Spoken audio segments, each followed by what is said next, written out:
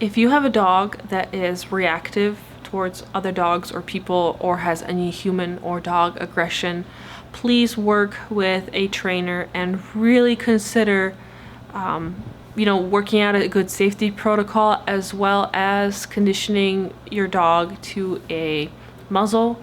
I know there is some stigma around muzzles nowadays still, but muzzles are a really good safety tool that can help prevent dogs from getting injured. Like poor little banana puppers.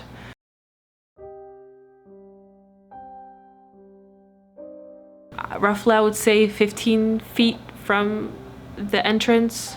As soon as we got out of the door, the dog went for us. Of course, when you have the dog was on a flexi leash, so if you have a flexi leash, if the dog, has that running start and it's a powerful dog, it's very difficult to hold on to the flexi leash. So of course, it got ripped out of the gentleman's hands, and the dog went right after Banana. He went for her back first, but luckily did not puncture her back, and then he did bite her in her thigh, which is why it's shaved. He did puncture her there. She has 2 big holes. She has a lot of scratches, bruising. She wants some tummy rubs. I'll give you tummy rubs. And it was just, it was terrifying. There was blood everywhere. I couldn't get the dog off. I tried. It's until the owner ran up to us and had to actually punch the dog in the face to get him to let go. I don't know if that was I know it's not the right way to break up a dog fight, but that's where things are happening so fast, you have to do whatever you can, I guess. And what the owner did, luckily, caused the dog to let go and prevented any further injuries from happening to Banana. Banana was really scared. She was in a lot of pain. She was screaming and shaking, and we had a witness, and I have the gentleman's information, and he did pay for some of her vet bills and said he'll help cover the costs for the rest, and he feels remorseful for what happened. But it was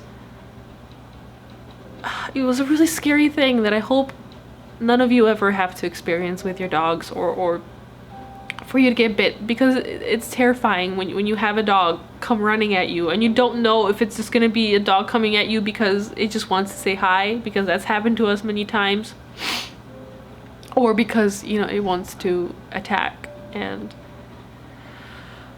luckily, Banana didn't get any more injured than she has.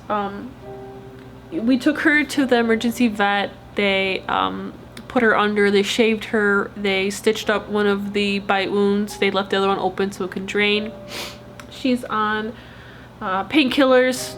I don't remember if it's 2 or 3 at this point. Everything's a bit fuzzy for me right now since yesterday, because I was in shock when it happened yesterday. But we have a list of the medications she has to take, and she has some really strong painkillers. She has an antibiotic to help fight off any infection, and an anti-inflammatory. One of the things we are really kind of looking out for and trying to make sure is that her wound is tended to and clean, because there's a higher probability of an infection from a dog bite.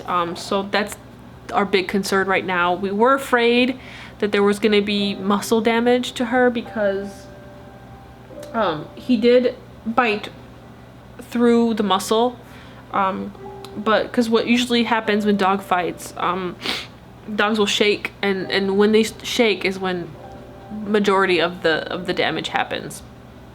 But I don't think it got bad enough to that point, so luckily her muscles didn't get damaged. And right now she's a little loopy because the painkillers are opioid painkillers, and they're pretty strong. So right now she's just enjoying her tummy rubs, and she's sort of not entirely aware of everything that happened, because the painkillers are slight sedatives as well, so they're kind of mellowing her out. But it was terrifying for her, and it was terrifying for me, and this is not a video I ever wanted to make or expected myself to make, but I know that many of you have been following her journey. As we know, I adopted her from Paws, Chicago, as a little pup. She was roughly about 8 months old. She came from a high kill shelter in Kentucky, and you know, many of you have met her at the different expos that, you know, she was allowed to attend, such as, you know, Aquashella, and you guys have given her lots of tummy rubs, which is her favorite thing, which I'm doing right now, and you've given her loves because she's a very sweet girl. She loves everybody. She's kind of timid around other dogs, and I'm really afraid that this is gonna make her be very afraid of dogs now, but I'm gonna try my best to, once she heals up, to kind of work on building her confidence. I know some people, especially I know some dog trainers that have really well trained dogs that are bigger, that I know that she can be exposed to, that they will be under very good voice control, which will allow her to build some confidence and realize that just because there's a big dog around her doesn't mean she's gonna get hurt. And I don't know what to say. I'm just so glad that it's not worse. It could have been way worse. You know, she just got bit in her leg, and luckily the damage was not worse. She does have some scratches and bruising on her back too, but, you know, no organs were damaged, no, you know, no muscles were damaged. So I'm really glad, and I'm sorry that I have to make this sad video at this time, because I know that right now with the pandemic, and there's a lot of people are going through a lot of hard times, different hardships, whether it comes to work or people getting sick or losing family members. I know it's really tough right now. So talking about something really sad is you know, not gonna help, but I know that a lot of you care about Banana, and I know you would want to have an update, and you would want to know. So I'm letting you know that I'm taking care of her, and, you know, hopefully she'll heal up really well from this, and she'll go back to her silly self, and she has 2 weeks of bed rest, so no playing frisbee or ball, but hopefully we'll go back to playing soon, and go back to adventures and camping with our doggy friends, and just nice things. It just, you know, it was really tough for both of us, but mostly her. If you know someone that recently adopted a dog and they don't know the history of the dog or the background, or maybe they know that the dog had some issues with other dogs or people or anything, please take everything you hear seriously. And just take the extra precautions, like training your dog to accept and not mind wearing a muzzle. It is really not that bad. It's just another tool. It's just another thing the dog learns how to wear.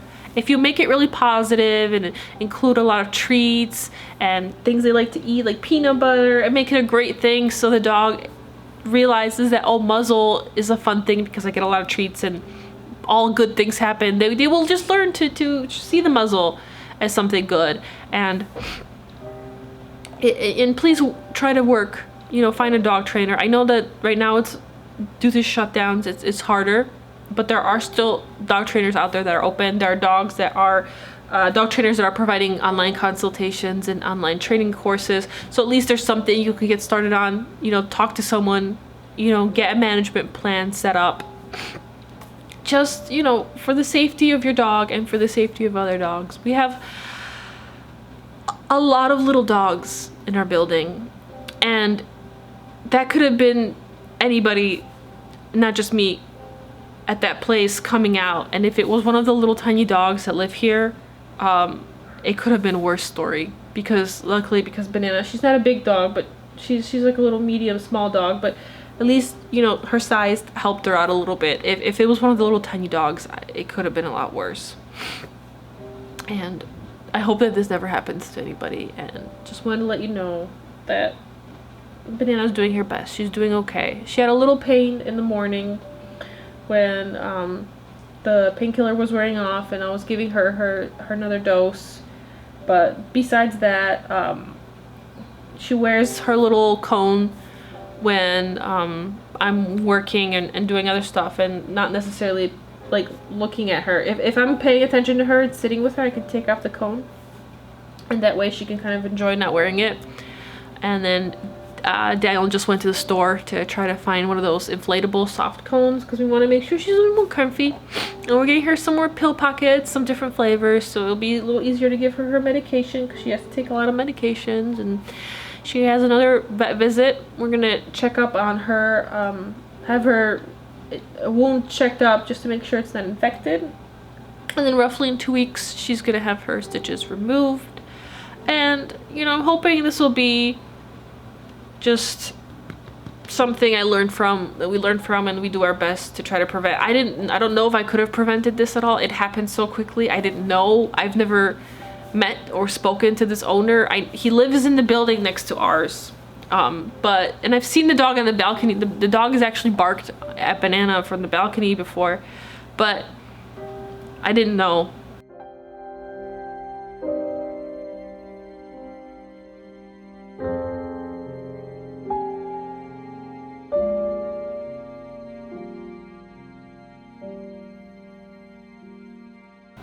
So that's kind of it.